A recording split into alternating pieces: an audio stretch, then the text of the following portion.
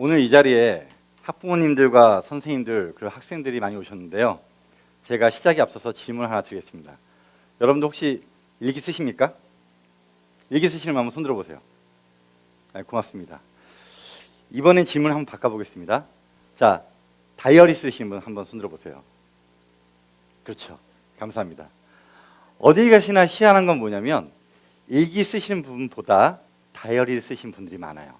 근데 일기를 영어로 하면 다이어리죠. 근데 우리는 다이어리 쓰세요 하면 마음 편하게 생각하는데 일기 쓰세요 하면 굉장히 부담스러워합니다. 어렸을 때 일기를 숙제로 하는 것도 싫고 쓰는 건 너무 어렵고 또 기껏 쓴 일기에 이러쿵저러쿵 말하면 불쾌하고 정말 부담스럽죠. 그런데 그 일기에 대해서 저는 오늘 여러분들께 일기가 오늘 여러분들을 좀 더 행복하게 만들고 오늘보다 내일 더 나은 삶을 살게 하고 내가 세운 목표와 계획을 더 성취하게 만드는 데 있어서 굉장히 강력한 도구라는 것을, 자기개발 툴이라는 것을 말씀드리려고 오늘 이 자리에 나왔습니다. 제가 하는 일은 임산부와 아기 엄마들의 일기를 실제 태교일기와 육아일기를 책으로 만들어주는 일을 하고 있습니다. 이 일을 하게 된 거는 굉장히 우연한 기회였었는데요. 여러분도 혹시 미니홈피 기억하시나요? 지금도 있긴 하죠. 약 10년 전에 2005년도에는 미니홈피가 이렇게 좀 트렌드가 꺾이면서 블로그가 뜨기 시작했죠. 그 당시에 놀라운 두 가지를 발견했습니다. 한 가지는 아기 엄마들이 거기에다 일기를 쓴다는 거였고요. 두 번째는 그 일기를 백업을 하거나 어떻게 소장할 수가 없다는 거였어요. 그 일기 그럼 나중에 어떻게 하죠? 그래서 이 일기를 만약 책으로 만들 수만 있다면 굉장히 의미 있는 서비스가 되겠구나 라고 해서 총각 4명이서 일기 출판 사업을 시작하게 됩니다. 그래서 일기를 출판하기 시작했고 여기 보시면 첫째 아이와 둘째 아이가 나란히 엄마의 육아일기를 책을 이렇게 행복하게 보고 있고요. 그리고 이렇게 여러 권의 육아일기를 출판해서 우리 아이의 역사책을, 우리 가정의 역사를 책으로 소장하고 있습니다. 돌잔치 때 전시도 하고요. 우리 아이가 언젠가 글을 배워서 이 일기 읽게 되겠죠. 저는 이 사업을 10년 동안 하면서 일기가 단순히 우리가 반성을 하거나 오늘 되돌아보거나 그냥 단지 기록하는 것이 아니라 뭔가 우리를 발전시킬 수 있는 굉장한 자기개발 도구라는 걸 알게 됐습니다. 그걸 말씀드리려고 해요. 만약에 여러분들이 오늘 일기를 쓰기 시작하신다면 행복한 일기를 쓰고 싶으십니까? 아니면 좀 불행한 일기를 쓰고 싶습니까? 그렇죠. 행복한 일기를 쓰고 싶죠. 자, 한번 손 들어보세요. 나는 행복하다. 예, 그래도 많은 분들이 손 드셨네요. 진심으로 축하드립니다. 왜냐하면 우리는 행복하기가 힘들어요. 우리는 행복하고 싶지만 행복을 방해하는 요소들이 너무 많아요. 그래서 행복을 방해하는 요소를 만약에 알고 있다라면 행복을 방해하는 요소에 좀 더 의연하게 대처할 수 있겠죠. 그래서 우리는 그걸 알 필요가 있습니다. 한국 사람들은 모두 아파요. 우리 모두가 아프지만 특히나 우리 한국 사람들은 더 아파요. 왜 아플까요? 전 세계가 인정했습니다. 전 세계 의학 사전에 화병이라는 이 단어가 정식으로 인정이 돼서 사전에 등재가 됐어요. 반만년 역사 동안 얼마나 침략을 당했는지, 얼마나 고통을 받고 화를 참고 쌓아놓고 그렇게 살아왔는지 되물린 데서 이것이 우리는 이제 빨리빨리 욱하고 화내는 한민족의 병이 돼버렸어요. 오죽하면 한국 민족 문화 증후군이라고 얘기하잖아요. 그러니까 전 세계가 한국 사람들만 유독 많이 걸리는 신경 증세가 있다는 거죠. 그러니까 우리는 화병 유전자를 가지고 있구나. 그러니까 우리는 원래 화를 잘 내는 사람이구나. 이렇게 생각한다면 화에 대해서 한 번 더 되돌아보고 생각할 수 있다는 것이죠. 유전학적으로는 우리 화를 잘 낸다. 그렇다면 환경적으로는 어떨까요? 우리의 가치 기준에 문제가 있습니다. 여러분은 나한테 관심이 많으세요? 남한테 관심이 많으세요? 남한테 관심이 많죠. 우리는 저희 자신보다, 나보다 남에 비교했을 때에 의존하는 삶을 많이 살고 있어요. 우리 아이가 공부를 잘하는 것도 중요하지만 옆집 아이보다 공부를 잘해야 돼요. 나는 500만 원만 벌어도 행복할 것 같다. 그래서 500만 원을 벌었어요. 그래서 행복하고 있는데 내 친구가 700만 원을 벌어요. 그럼 갑자기 속상해지죠. 제가 사고 싶은 물건이 있어요. 무이자 할부에다가 특가에 사은품까지 받아서 너무 행복해요. 그런데 딴 사람이 더 싸게 샀어요. 그럼 슬퍼지죠. 게다가 금메달 선수가 올림픽에서 금메달 딴 선수는 당연히 행복하지만 동메달 딴 사람도 굉장히 행복해요. 왜? 그거라도 받은 게 어딥니까? 그렇죠? 그런데 은메달 딴 사람은요, 생각이 많아요. 왜? 바람만 안 불었어도, 내가 그때 딴 생각만 안 했어도 금메달 딸 수 있었어요. 그러니까 이 비교라는 것은 자기 자신에게 거는 저주예요. 그러니까 우리는 나에게 중심을 두고 살아야 되는데 남과 비교를 함으로써 나 스스로 저주를 걸고 남에게도 저주를 거는 거예요. 그러니까 우리가 얼마나 사는 게 힘들어요. 화병 유전자는 가지고 있죠. 게다가 남하고 비교하죠. 나를 비교하죠. 너무 힘들어요. 그렇기 때문에 우리는 너무나 화가 나는 환경에 살고 있어요. 그런데 이렇게 화가 났을 때 우리는 이 속상한 마음을 어디다 털어놓죠? 보통 친구를 만나서 수다를 떱니다. 근데 수다를 막 이야기하면서 이렇게 이야기를 하면 속은 좀 풀려요. 하지만 이렇게 돌았으면 내 스트레스의 원인은 그 자리에 그대로 있어요. 조금 기분은 좋아졌을지 모르겠지만 여기서 중요한 거는 우리가 뭔가 이야기하고 싶을 때 내 이야기를 들어주는 사람이 있냐는 거죠. 들어주는 사람이 있으면 참 행복해요. 근데 더 중요한 건 뭐냐면 언제 어디서든 제가 원할 때 그 이야기를 들어주냐는 거죠. 그러기는 어렵습니다. 그렇기 때문에 저는 여러분들이 일기를 쓰는 게 굉장히 중요하다고 생각합니다. 일기는 언제든 쓸 수 있거든요. 언제든 쓸 수 있기 때문에 일기는 발설과 배설이에요. 우리가 다 이야기하고 나면 속이 다 시원하다 후리하다 이러죠. 이건 배설이 되고 발설이 됐기 때문이에요. 그러니까 우리는 속상할 때 그 마음을 누굴 찾아가는 것이 아니라 일기에다가 언제든 쓸 수 있어요. 자, 이렇게 쓰다 보면 굉장히 놀라운 일이 벌어집니다. 뭐냐면 제가 만나는 임산부와 아기엄마들은 임신 우울증이나 산후 우울증에 걸리기가 쉽습니다.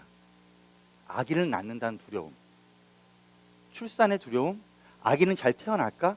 아기가 태어나면 돈이 많이 들 텐데. 게다가 아이를 낳고 나면 호르몬의 급격한 변화가 생기면서 이 호르몬 때문에도 이 우울증이 걸리기 쉽습니다. 게다가 아이를 키우면서 교육에 관한 스트레스, 금전적인 문제, 많은 스트레스가 있지만 이걸 어디다 얘기할 데가 없어요. 그러다 보니까 엄마들이 오랫동안 일기를 쓰시던 엄마들이 우울증이 호전이 되고 우울증이 치료가 되고 우울증이 예방되는 걸 제가 목격하기 시작합니다. 신기하죠? 일기를 썼는데 우울증이 치료가 되다니 이건 너무 놀라운 거였습니다. 엄마들이 하루하루 내가 외로웠던 거, 아이한테 실수했던 거, 그 아이한테 내가 좀 더 잘할 걸, 내가 잘 모르기 때문에 이제 막 엄마가 돼서 나의 부족한 모습들을, 나의 정말 그 아쉽거나 오늘 있었던 화가 난 것들을 쓰기 시작하면서 엄마들이 변하는 겁니다. 분명 말씀드렸죠. 우리는 화가 많이 나는 사람들이에요. 게다가 아기 물건을 사도 남의 물건하고 브랜드를 비교합니다. 그러니까 우리는 정말 불행할 수밖에 없는 많은 환경에 노출되어 있어요. 이걸 일기에 쓰다 보니까 엄마가 자기가 하고 싶은 얘기를 쓰면서 내가 내일은 이렇게 해야지 저렇게 해야지 스스로 솔루션을 내놓습니다. 그러면서 하루하루 더 나아지는 거죠. 그러면서 우울증이 회복되기 시작합니다. 너무나 많은 엄마들이 이런 회복을 하는 걸 목격하게 되면서 전 궁금했습니다. 그래서 정신과 의사를 찾아갔어요. 선생님, 일기를 쓰는 게 우울증을 치료하는 데 도움이 됩니까? 너무나 명쾌하게, 당연하죠. 전 놀랐습니다. 그거는 정신과에서 환자들을 좀 더 치료하는 여러 가지 방법 중에 쓰기 치료라는 게 있었다는 거예요. 쓰기 치료는 자기 스스로를 객관화해서 자기 스스로를 털어놓게 만들기 때문에 자기 스스로 치유하는 능력을 갖고 있다는 거죠. 따라서 일기는 치유의 능력을 가지고 있다는 겁니다. 여기 계신 선생님들은 학생들하고의 어떤 부딪힘이 있고 학부모와의 부딪힘이 있고 동료 선생님들과의 부딪힘이 있을 겁니다. 그럼 어떻게 될까요? 학부모님들은 자녀하고도 잘 안 맞고 선생님하고도 잘 안 맞고 교육에 대한 스트레스, 교육비에 대한 경제적인 스트레스를 많이 받고 그런 부딪힘을 당합니다. 학생들은 성적에 대한 부딪힘, 그리고 이성 친구에 대한 부딪힘, 미래에 대한 부딪힘을 받습니다. 그러면 이 부딪힘을 우리는 어떻게 해야 될까요? 우리가 이런 걸 경험할 때마다 우리는 고민을 합니다. 그런데 고민이라는 건 신기하게도 하면 할수록 빠져들지 회복이 되질 않습니다. 더 신기한 건 생각이라는 것도 없는 일까지 만들어서 계속 꼬리에 꼬리를 물고 생각을 하게 만들지 생각의 본연의 그 자체를 보게 만들지 않습니다. 그런데 글을 쓴다는 것은 너무나 놀라운 것은 생각과 고민, 감정과는 다르게 있는 그대로를 쓰게 만들고 바라보게 만드는 객관화하는 힘이 있습니다. 너무 놀라운 거죠. 우린 단순히 되돌아본다고 얘기를 하지만 우리가 일기를 쓴다는 것은 우리 스스로를 정말 되돌아게 만들고 나를 만나게 하는 방법인 거죠. 즉 우리는 일기를 쓰면서 해서 나를 만나는 명상이 되고 나를 치유하는 치료가 되는 겁니다. 너무나 그 재미있는 이야기, 아니 슬픈 이야기일 수도 있죠. 놀라운 발견이니까요. 한 엄마가 마트에 아이와 함께 장을 봐옵니다. 장을 봐온 다음에 집에 들어와서 그 엄마는 열심히 움직입니다. 저녁을 해야 되거든요. 그래서 열심히 움직이고 있었어요. 요리하고 있었어요. 그런데 갑자기 우리 아이가 장난감을 탁 던집니다. 엄마는 얼마나 놀랐을까요? 많이 놀랐습니다. 그러니까 가서 아이한테 야! 너 왜 장난감 던져? 엄마 맞았잖아. 아프잖아. 놀랬잖아. 아이는 울기 시작합니다. 뭐 항변도 못하고 막 웁니다. 엄마는 혼내기만 합니다. 드디어 저녁이 됩니다. 엄마는 다행히도 일기를 쓰시는 분이었어요. 아이가 장난감 던진 건 놀랬지만 하루에 있었던 일을 일기를 쓰다 보니까 놀라운 걸 발견하게 됩니다. 뭐냐? 우리 아이가 나한테 그걸 왜 던졌지? 그걸 모르는 거예요. 그러니까 아이한테 왜 던졌냐고 물어는 봤지만 아이는 우느라고 답변을 못했어요. 그래서 일기에서 이렇게 썼습니다. 던진 이유가 있지 않을까? 내일 한번 물어보자. 그래서 아이한테 물어봤어요. 너 어제 엄마한테 장난감 왜 던졌어? 놀랍게도 엄마가 나 안 쳐다봤잖아. 즉 마트를 갔다 온 다음에 장본 걸 치우고 분리수거하고 빨래 뭐 하고 정리하고 요리하고 반찬 하느라고 아이가 엄마 잠깐만 한참 뒤에 엄마 야 잠깐만 엄마 바쁜 거 안 보여? 이런 지 2시간이 지난 거죠. 그러니까 아이가 방치되어 있었던 거예요. 그러니까 이 아이가 표현할 수 있는 방법이 뭐가 있을까요? 몇 가지 없죠. 물론 장난감을 던진 건 잘못된 거예요. 하지만 이 아이는 그 분노를 표출할 방법이 마땅히 없었던 거죠. 그래서 장난감을 던졌던 거예요. 그러면 우리가 발견할 수 있는 건 뭐죠? 우리는 항상 어떤 사건이 벌어졌을 때 그 사건 자체의 일에만 집중을 해요. 그 감정에만 집중을 해요. 그게 왜 벌어졌는지에 대해서 관심이 별로 없어요. 아니 생각을 못 하죠. 생각은 하긴 해요. 하지만 그 다른 관점으로 생각할 수가 없다는 거죠. 여러분도 그렇지 않으신가요? 오는 많은 일들이 있습니다. 많은 부딪힘이 있어요. 하지만 그 부딪힘을 정말 감정에 빠져서 분노하거나 단순하게 생각하는 것이 아니라 정말 이거를 깊숙하게 그게 왜 그랬을까 한번 여유 있게 한번 그거를 객관화시켜서 되돌아보는 일을 하셨나요? 보통 그러기가 어렵습니다. 보통 하루를 반성하고 넘어가야 되는데 우리는 반성하고 넘어가지 않아요. 오늘 나쁘고 불쾌했고 화가 났던 일을 정리를 하고 되돌아보고 왜 그랬는지 다른 관점으로 봐야 되는데 보질 않고 그냥 감정에만 빠져가지고 다음날 넘기는 거죠. 그렇게 감정을 또 넘기면 그건 회복이 되지 않고 치유가 되지 않고 쌓이고 쌓여서 악순환이 반복이 됩니다.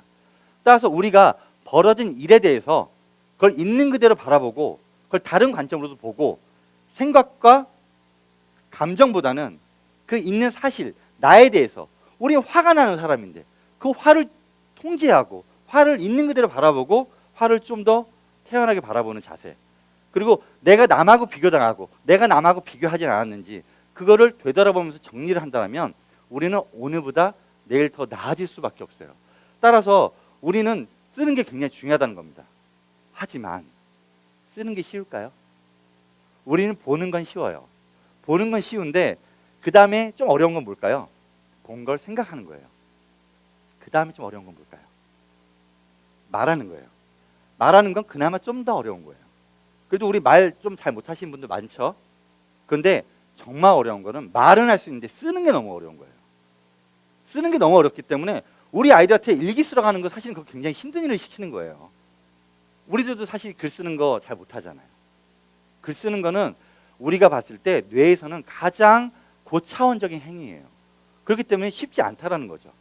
그런데 그것을 하루하루 쓰다 보면 한 줄이라도 쓰기 시작하면 우리가 정말 한 줄도 쓰기 힘들지만 습관이 되고 매일매일 하루에 10분이라도 쓰다 보면 점점 기록만 하는 것이 아니라 내면의 이야기를 꺼내게 되고 내 스스로 그걸 치유할 수 있는 능력이 생기고 오늘보다 더 나은 내일을 만들 수 있다는 거죠. 영상 하나 보시겠습니다.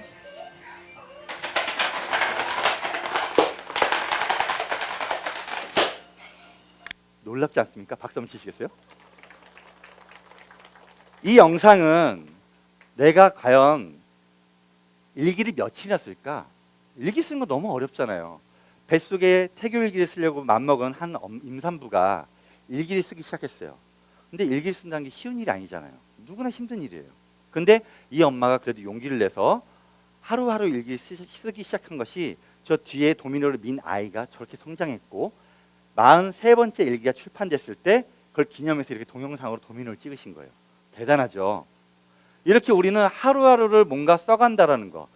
처음은 마음은 힘들지만 뭔가 우리가 습관이 된다는 것은 이렇게 위대한 기록물을 만들 수도 있다는 거예요.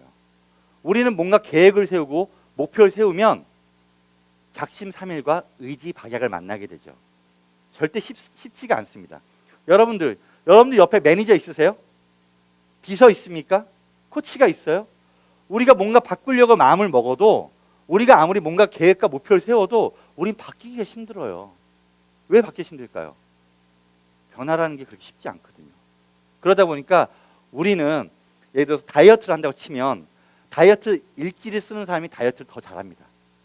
가계부를 쓰는 사람이 돈도 더 잘 쓰고 돈도 더 잘 모아요. 꿈을 쓰는 사람, 목표를 쓰는 사람은 목표를 더 잘 성취합니다. 그런데 우리는 생각만 하죠. 생각만 한다는 것은 생각으로 끝날 수도 있어요. 하지만 쓴다는 것은 쓰다 보면 우리의 무의식까지도 전달이 됩니다. 메시지가. 그래서 우리를 오늘보다 더 내일 달라지는데 우리가 목표를 더 지켜내는데 많은 도움을 줍니다. 따라서 우리가 알아야 될 것은